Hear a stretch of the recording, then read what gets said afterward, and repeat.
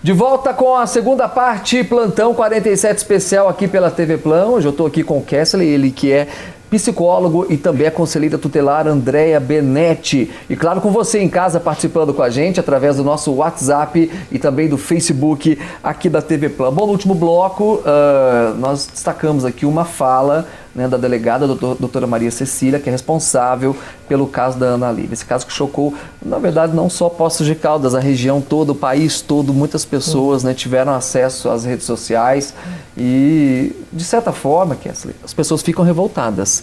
Né? Não dá pra gente, às vezes, querer também falar, poxa, a pessoa está comentando aquilo, sai comentar de tudo quanto é tipo. As pessoas, na verdade, elas gostam de ver o circo pegar fogo, né? A verdade é essa.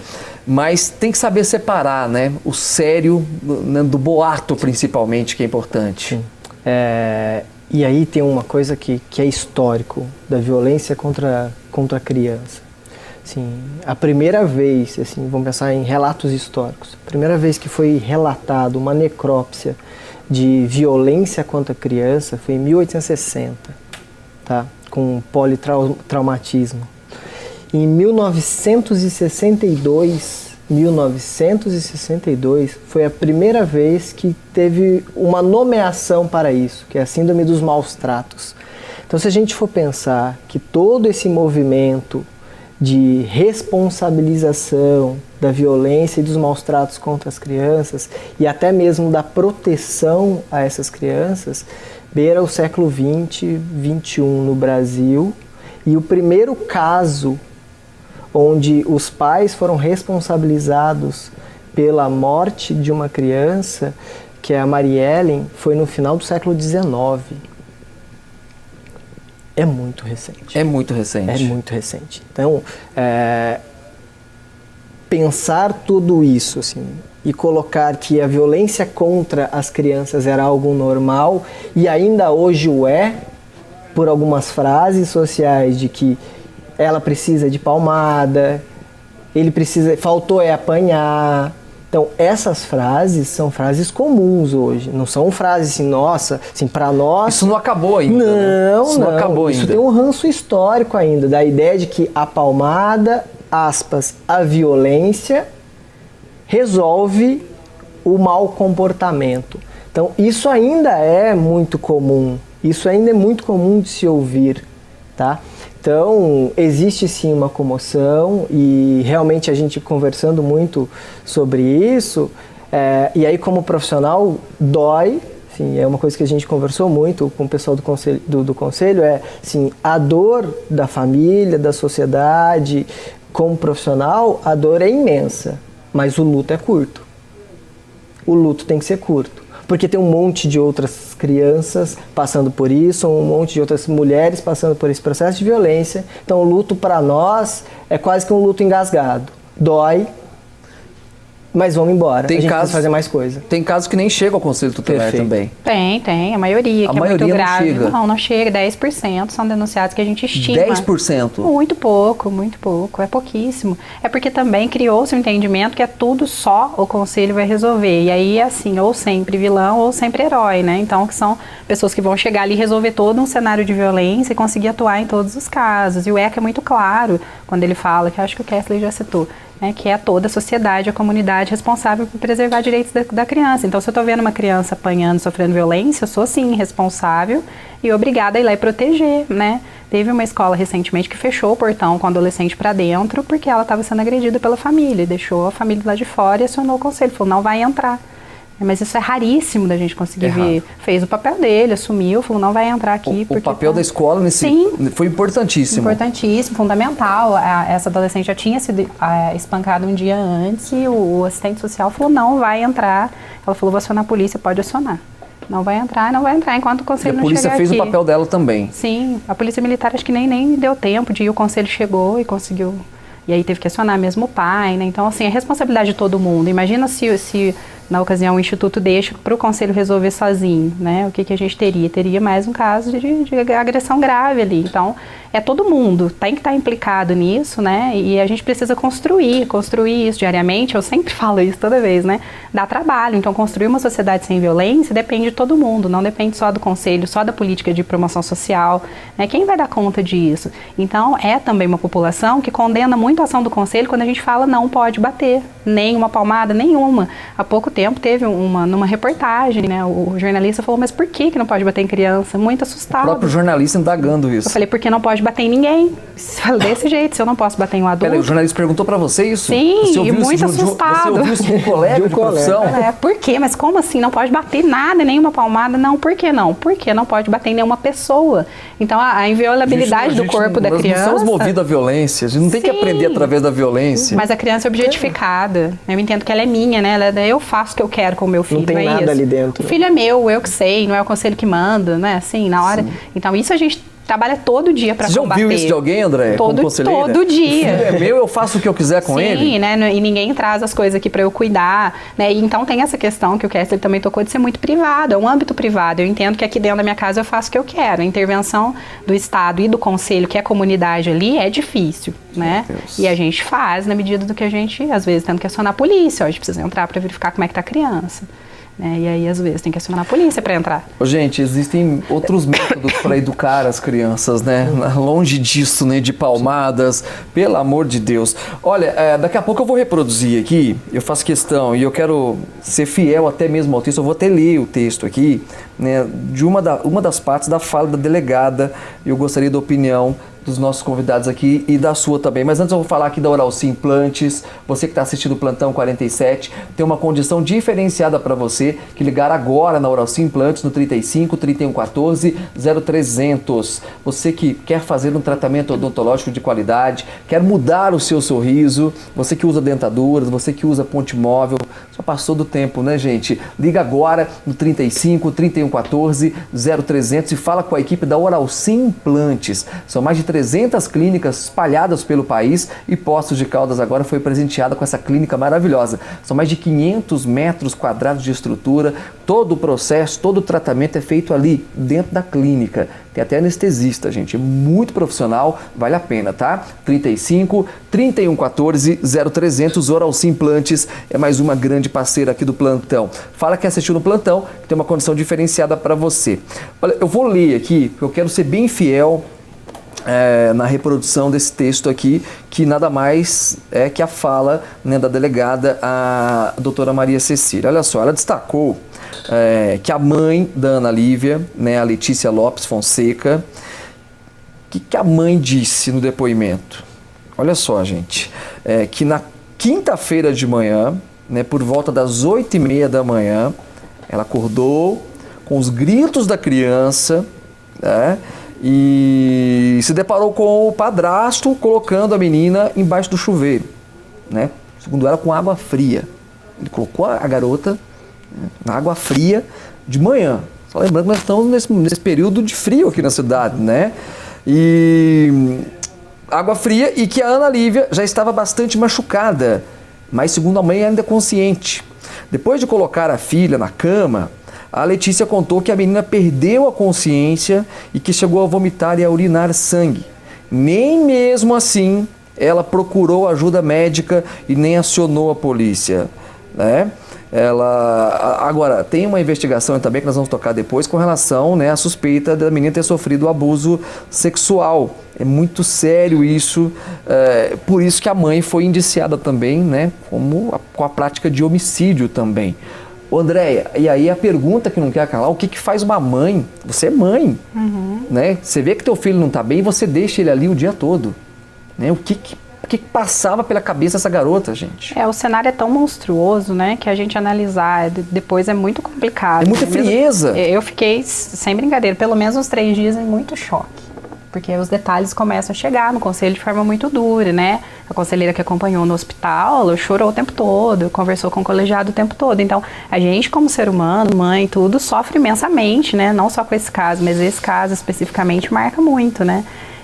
Eu entendo que possa sim, e acho que tinha um cenário de violência contra a mãe também. E aí a gente não sabe falar se isso, né, justifica a omissão. Eu vejo omissão, sim, estou falando pessoalmente. E até pode ser participação no crime de alguma forma, mesmo que não tenha ali violentado a menina, né? Porque é, no mínimo, muito estranho. É né? Uma muito criança estranho. vomitando sangue, você não levar ela para o hospital. E ele saiu para trabalhar, mas é difícil falar, não estando lá e não entendendo o contexto daquilo, né?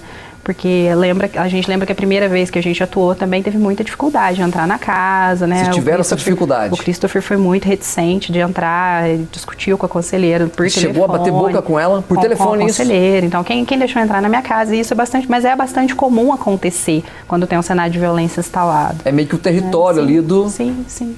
da pessoa. Eu tenho a fala né, da mãe da Ana Lívia, da Letícia, acompanhe.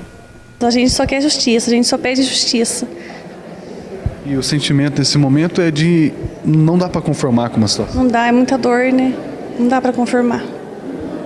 Como que era a relação da família em si? Ela já tinha ido morar com ele recentemente? Como que começou toda essa história de amor que era um pouco conturbada? Ela conheceu ele foi em julho do ano passado. Aí em novembro já foi morar com ele. Aí eu vi a menina até em março. Depois de março ela não deixou ver mais. Ninguém teve contato mais com a menina. Ela se fechou no mundo dela. Fechou lá com ele, ninguém podia ver a menina por nada. E vocês também não sabiam, né, dessas agressões. Sabia das agressões. Porque a gente não estava tendo contato, né? Pegou todo mundo de surpresa. Foi tudo surpresa. E agora? E agora, né? Aí tá a pergunta, e agora? Só orar, né? Só. Bom, essa fala da mãe é aquilo que nós comentamos aqui, né? Pro leigo, uma frieza danada. Acho que para todos, até para os profissionais também, uma certa frieza, mas dentro desse ambiente da violência, a gente tenta entender né, o que levou essa garota, que é a mãe, né, a aguentar tanto tempo vendo a filha, né, passando mal com aquele sofrimento o dia todo.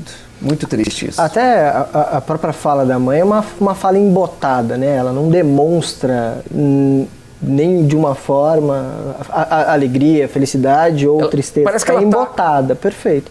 É do jeito que eu tô falando, ela mantém o discurso, não altera o volume da voz, assim. Então, e aí depois a gente pode pegar N situações. Ah, então tem traços de não sei o quê, tem indícios de transtorno, tem... Depois, aí vem diversas especulações. É muito próximo, precisa estar muito próximo do caso para aí sim compreender melhor se encontra algum transtorno, traço de transtorno, dificuldades, se é proveniente se vem anterior a isso, se já vivenciou violência em outros relacionamentos, se isso é só uma réplica, que menina é essa, se o sujeito tem uma heteroagressividade, que aí estoura na agressividade com a mãe e estoura em quem? Na menina. Também estamos falando de uma violência de gênero, né? Uma menina que morre. Então, se ela já tem um processo de heteroagressividade com a mãe, aí essa heteroagressividade estoura nessa menina. Então, é especulação. Mas que aí a gente vai encontrando esses traços, né? Esses traços de patologia ou traços de outro tipo de adoecimento. Andréia, é claro que nessa história, infelizmente, né, o pai biológico da criança, né, ele não apareceu, né? Acho que agora ele está tendo contato, enfim. Em casos parecidos como esse, né, em que a mãe é separada, já mora com uma outra pessoa e passa pela violência, até mesmo a criança, até onde o pai biológico pode interferir? Ele pode denunciar também? O pai pode ir lá pegar a criança e levar para casa dele, Ele inclusive. pode? Sim. Mas mesmo. ele pode adentrar a casa sem autorização nenhuma e fazer isso? Pode, a filha dele adentrar a casa, mas complicado, Mas né? Mas se ele tem acesso à criança, inclusive a gente orienta isso no conselho, né? Por exemplo, o pai que pegou a criança para visita, a criança está machucada, posso ficar com ela aqui mesmo não sendo guardião? Sim. Né? E já entra, procura o conselho. E já entra com pedido de guarda provisória, alegando que a criança está machucada, toma as providências legais, a gente faz a orientação. Deve, né, inclusive, o senhor está me falando que o seu filho está sofrendo violência e o senhor vai devolver ele para o cenário de violência? Sim, né, deve. Agora, parece que era um pai que não tinha acesso, né, à casa, assim. A Letícia trazia que o pai não participava, né, até então. Mas até que ponto Era o que ela também trazia. tinha Depois acesso ele, também? depois ele fala que ele que não tinha acesso à criança. Então pode ser realmente que não tinha, né? E aí eu vi várias pessoas responsabilizando um pai que absolutamente não teve culpa. Não teve culpa de nada. Não teve culpa.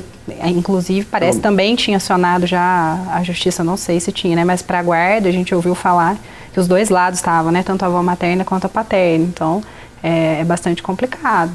É uma situação muito difícil, não tem acesso à casa, não posso entrar, a guarda é demorada, né? O que a gente espera também que o pai vai fazer? Ele não vai meter o pé na porta da casa de outra pessoa para entrar, ali não era a casa dele. Né? São vários agentes aí, você citou a escola, no caso aí um pai, né, que está separado da mãe, a mãe que está separada do pai também, às vezes existem casos que às vezes o filho vai morar com o pai. Sim, é que a família é inviolável, percebe? É uma instituição fechada ainda, muito difícil de ser mexida e violenta, instituída sob a lógica da violência. A família é violenta. Onde a maior violência que a gente conhece, se não na instituição família, né? É ali, toda a violência que tem. O vizinho também pode denunciar. Todo mundo Qualquer pessoa pode denunciar. Quantas vezes forem necessárias, a denúncia pode ser anônima, pelo Disque 100, direto no conselho, tem inúmeros canais de denúncia, né? Tem que fazer a denúncia mesmo. Por mais que essa denúncia tenha chegado ao conselho por mais de uma vez, vocês vão voltar no tema e vão fazer uma nova investigação. Se chegar de novo, sim. Cada denúncia é uma atuação do conselho. Cada denúncia é uma atuação diferente. Sim. Todas as denúncias. Da mesma forma que chega, é muito parecido com a forma da denúncia em uma delegacia, né?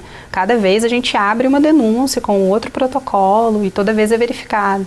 Mesmo os casos que são acompanhados pela rede, eu falo pela rede porque quem faz o acompanhamento sistemático não é o conselho, né? É CRAS e CREAS, basicamente.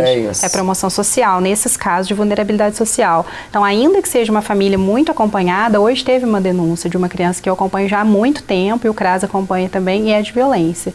E aí, mesmo sendo acompanhada há anos, às vezes acontece. Aí eu ligo no CRAS, olha, isso, vamos na escola, vamos junto, né? Vamos verificar o que aconteceu, teve alguma desorganização ali, né, que apontou para isso, ou foi um acidente, parece que foi um acidente só. Mas é assim, tem que denunciar todas as vezes. Os meios de investigação não vão mudar. Existe um protocolo. O que eu queria deixar bem claro é que existe um protocolo por parte do Conselho Tutelar e vocês têm que seguir isso, na verdade. O Conselho não investiga. Ele não investiga. Vocês recebem as denúncias. Ele não faz. Ele faz a verificação inicial e transfere. Se for caso de investigação criminal, aí a Polícia Civil é acionada. A Polícia Civil já é acionada. No caso de necessitar de uma investigação mais aprofundada, né? O que não foi o caso ali, no momento. Agora, o Conselho ele não é um órgão investigativo, ele faz a averiguação do que ele tem no momento e passa para quem vai fazer. Nesse caso, um acompanhamento social do CREAS, né, que tinha sido feito, já pedido, inclusive, estava com o CREAS. Muito bem.